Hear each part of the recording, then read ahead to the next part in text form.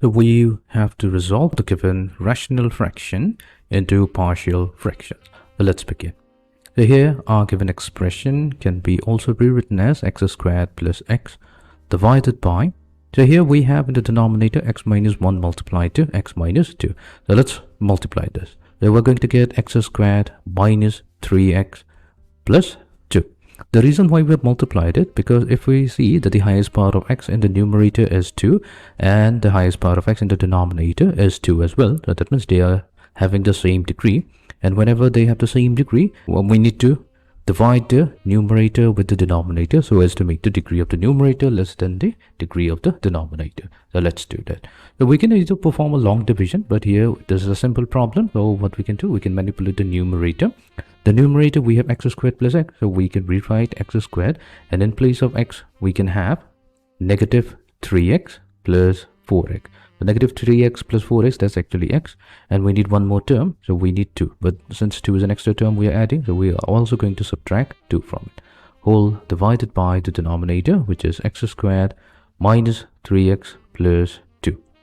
This will be equals to x squared minus 3x plus 2. So let this be one term, and this is added to the next term, which is 4x minus 2. Whole divided by x squared minus 3x plus 2.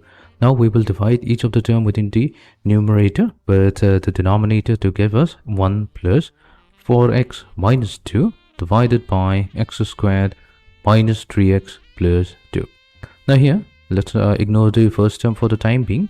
Coming to the second term, here we see that the degree of the numerator is less than the degree of the denominator. So this is a proper rational fraction. So since it's a proper rational fraction, now what we can do, we can rewrite x squared plus x whole divided by, so in place of x squared minus 3x plus 2, we will write x minus 1 times x minus 2. So this is also equivalent to 1 plus 4x minus 2 whole divided by x minus 1 times x minus 2. So we're going to label this as number 1. Now what we'll do, we will resolve the second term, which is 4x minus 2 over x minus 1 times x minus 2 into two partial fractions. So let 4x minus 2 whole divided by the denominator, which is x minus 1 multiplied to x minus 2. So let this be broken down into two partial fractions as a over x minus 1 plus b over x minus 2. So now we will multiply both sides of this equation with the denominator x minus 1 times x minus 2. That's going to give us 4x minus 2 equals to x minus 2 times a plus x minus 1 times b. Now we have to find out the value of a and b. So here a and b are just constants. So for this we have to consider two different values of x. So first we're going to consider value of x in such a manner, if the second term goes to 0, then the first term survives, which will help us find the value of a. To make the second term go to 0, we have to consider x minus 1 to be equals to 0 because b cannot be 0. So if we take x equals to 1, the second term goes to 0, and the rest of the equation then becomes 4 multiplied to 1 minus 2 equals to 1 minus 2 times a. So 4 minus 2 will be 2, 1 minus 2 will be negative a, so a value is equals to negative 2. Now, in order to find out the value of b, we are going to consider another value of x. So let's say if we take x to be equals to, since we need b, we need to get rid of the first term. So if we take x equals to 2, and a cannot be 0, so first term will go to 0, and then our equation will become 4 times 2 minus 2 equals to 2 minus 1 times b.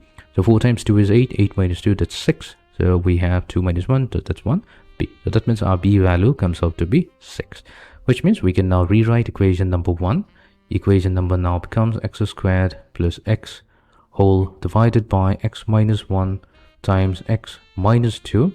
So that will be equals to 1 minus a. So a is 2 divided by x minus 1 plus b. So b value is 6 divided by x minus 2. So this is our final answer.